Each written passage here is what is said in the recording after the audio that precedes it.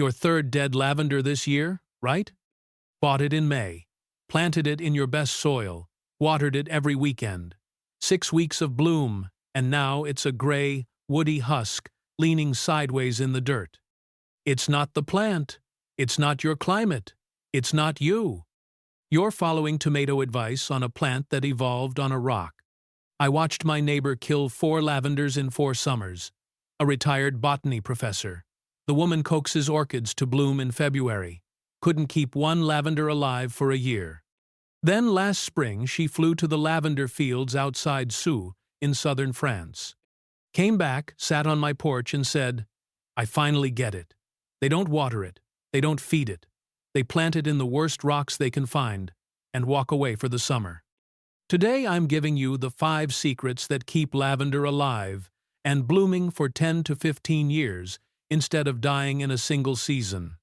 Real research, USDA extension data, the Royal Horticultural Society, university field trials in actual desert conditions. One cultivar survived 3 summers above 100 degrees with a 94% survival rate. 3 mistakes killing your lavender right now. One trick from southern France you can copy this weekend with a $4 bag of gravel. By the end of this video, you'll walk outside, look at your plant, and know in 60 seconds whether it survives winter and exactly what to do tonight to save it.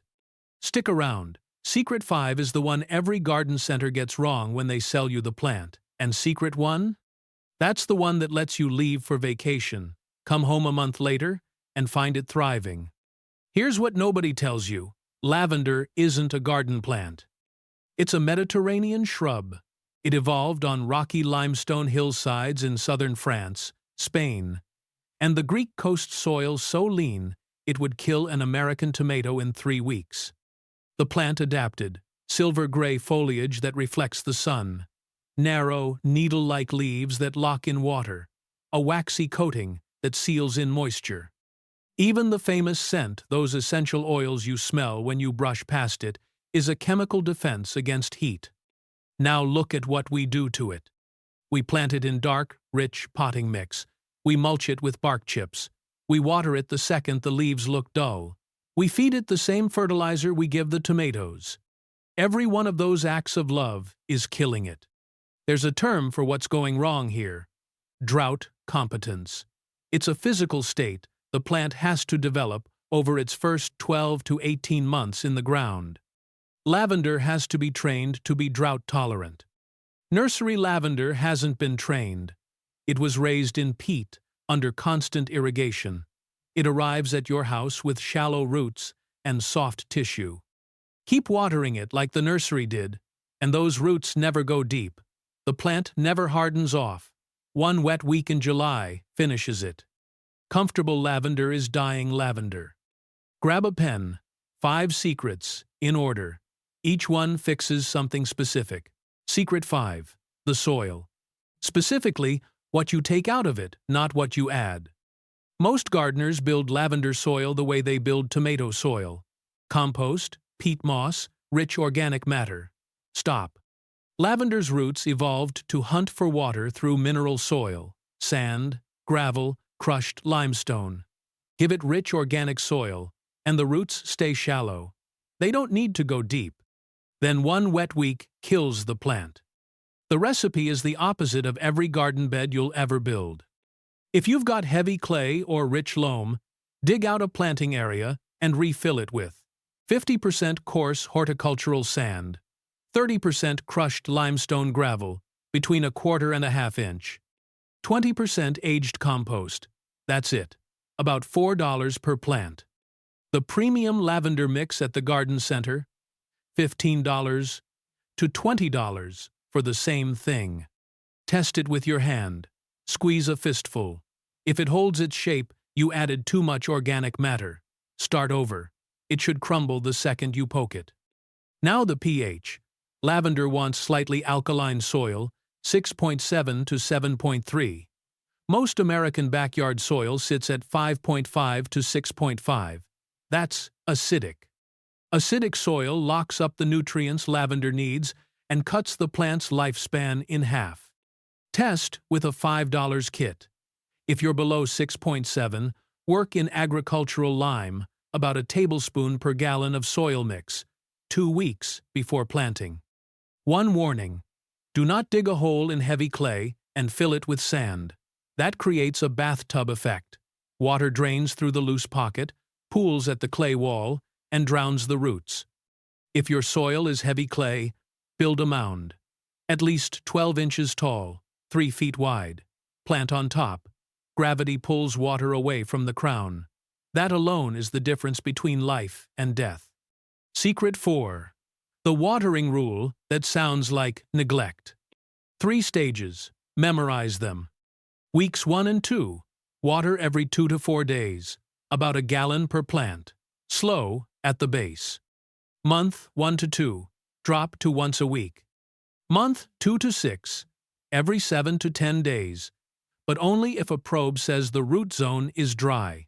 After year 1, 0 supplemental water, under normal rainfall. Even in summer, 0. The only exception is sustained heat above 95 degrees, then maybe 1 deep soak every 2 to 4 weeks, but only if you confirm the entire 1-0-inch root profile is bone dry. Here's the trick that changes everything. Forget the finger in the soil test. Get a smooth 1-0-inch metal rod. A piece of rebar works. Push it straight down near the drip line. Stops at 3 inches, root zone is dry, water deeply. Slides easily to 8 inches, plenty of moisture underneath. Skip the watering, even if the surface looks parched. That's the moment my neighbor cried. The botany professor who knows the Latin name of every plant on her street. She'd been drowning her lavenders every Saturday morning for 4 years because the plastic tag said, "Water regularly."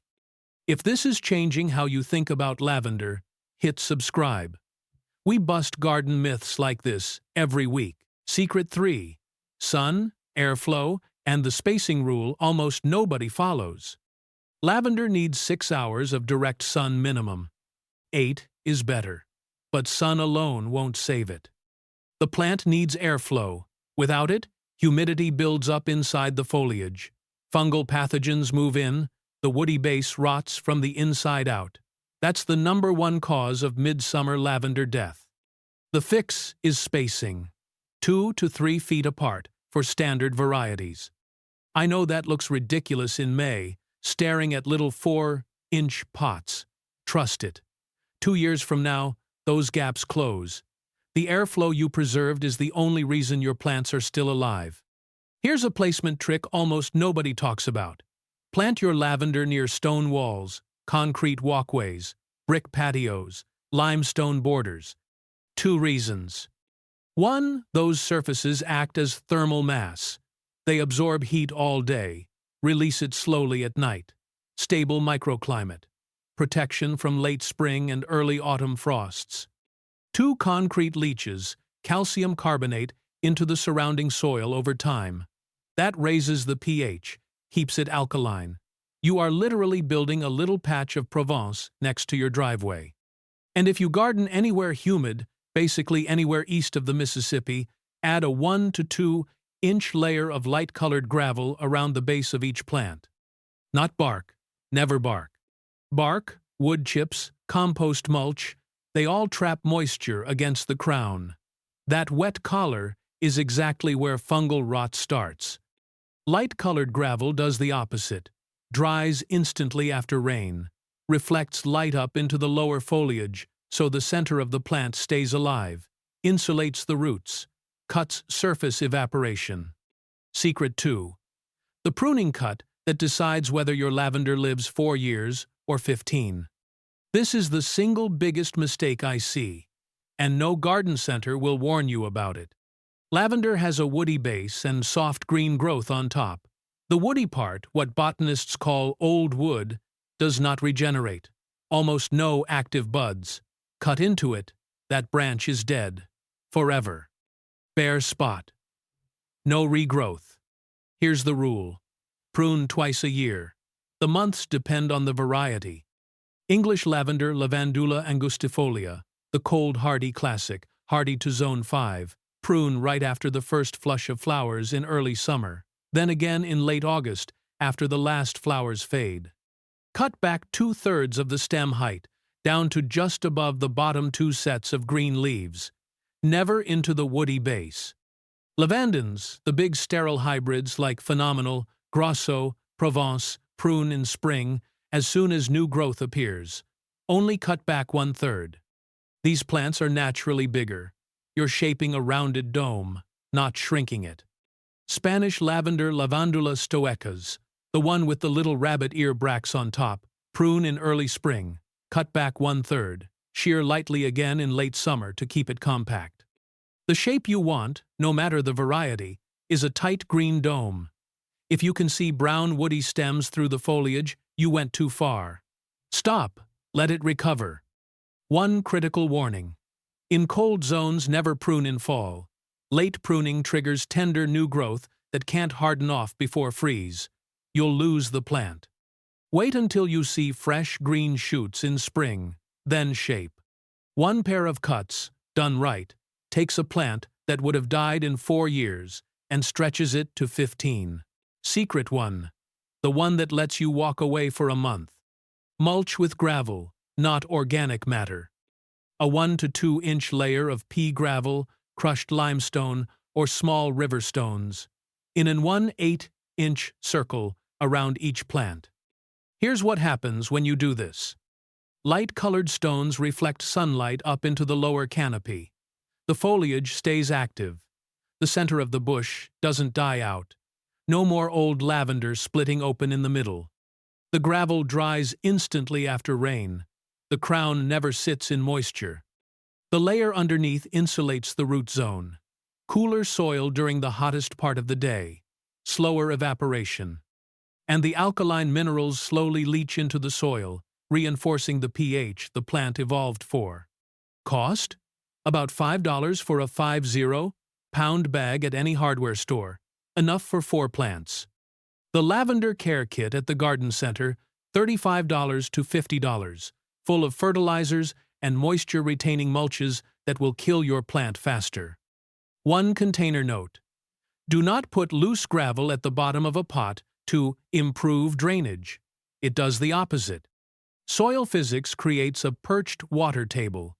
Water clings to the finer soil above and refuses to drain into the gravel until the soil is completely saturated. You drown the roots. Fill the entire pot with a uniform coarse mineral mix. Elevate the pot off hot concrete with feet or wooden risers. Field trials showed elevation alone kept root zone temperatures 11 degrees cooler. 3 mistakes that will undo every secret above. Mistake 1. Fertilizing. Lavender does not want fertilizer, period. Nitrogen produces fast, soft, leafy growth. Thin cell walls, high water content, dries out in summer heat, splits the plant open in the middle, kills the essential oils, wrecks winter hardiness. If you absolutely must feed it 1 light dose of slow-release organic fertilizer in spring, nitrate-based, never ammonium-based. That's the entire year. Mistake 2. The wrong variety for your zone. English lavender hardy to zone 5. Lavandin hybrid zones 5 to 9. Spanish lavender zones 8 to 10. Dies in cold. French lavender Lavandula dentata, zone 8 only. Container plant almost everywhere. If you live in the deep south, or anywhere with hot, humid summers and heavy rainfall, lavender almost never survives in the ground long term. There, it's a container plant you move to a sheltered, breezy spot. Check your zone, match the variety. Buying the wrong species is buying an annual disguised as a perennial. Mistake 3. Organic mulch around the crown. I've said it 3 times. I'm saying it again. This is the silent killer. Bark mulch, wood chips, leaf compost, anything organic piled against the base of the plant, traps moisture, raises humidity, creates the exact conditions root rot needs to take hold. Pull it off this weekend, replace it with gravel. Let me be honest about where this system doesn't work. Heavy clay in a low spot where water collects after rain? No amount of gravel and pruning will save your lavender. You need a raised mound, at least 12 inches tall, or a container at least 16 inches deep to lift the roots above the wet zone. Below the cold threshold for your variety, the system also breaks. Below Zone 5 for English, below Zone 6 for Lavandins, below Zone 8 for Spanish and French. Past those lines, lavender becomes a container plant you bring into an unheated garage or shed for winter, not a permanent landscape plant. High summer humidity and heavy rainfall? Even the right variety, in the right soil, will struggle. Your best move is a container on a sunny, breezy patio. Air moves freely, you control the soil, and rain doesn't decide whether the plant lives. One quick note on pests and pets. Established lavender has almost no serious pests. Grasshoppers chew the foliage sometimes and reduce flower yield. They rarely kill the plant. The essential oils can cause mild digestive upset in cats and dogs if they eat the leaves in quantity. Risk is low, but if you have persistent chewers, plant somewhere they can't reach. Picture this. 5 years from now, late June, you walk into your yard. The lavender you planted this season has grown into a tight silver-green dome the size of a basketball, covered in purple spikes, humming with bees in the morning sun. You haven't watered it in 3 years. You haven't fed it once. You prune it twice a summer. 10 minutes total. That's the entire job. Neighbors stop and ask what you're doing differently. You shrug. You tell them what my botany professor finally figured out after 4 dead plants and 1 trip to France. The secret was doing less, not more. She's been growing the same lavender for 3 summers now. Same spot, same gravel mulch, same hands-off rhythm. She walks past it on the way to the mailbox and clips a sprig for the kitchen window. That's the whole game. You're not growing a vegetable. You're keeping a Mediterranean shrub on a small patch of imitation Provence in your American backyard. The plant already knows how to live for 15 years. You just have to stop loving it to death. Your action step this week: 3 checks, 10 minutes. The difference between losing this lavender by August and keeping it alive for the next decade. 1. Walk outside before sunset. Push a metal rod, a chopstick, anything thin and 6 inches long, into the soil at the base of your plant. Slides easily? Stop watering for at least 10 days. Stops in the top inch or 2? 1 deep soak, then wait. 2. Look at the mulch around the plant. Bark, wood chips, compost. Rake it away this weekend. Replace with a 2-inch layer of pea gravel, about $5. 3. Find a small twig at the very base of the plant. Bend it gently, snaps cleanly. Brown all the way through? That's old wood. Photograph that zone. Mark it in your head. Never cut into it again. Drop a comment. What USDA zone are you in, and what variety are you trying to keep alive? I read every single one. Zone by variety is the question I get asked most. Your answer might shape the next video. Now go check your soil. Your lavender is waiting.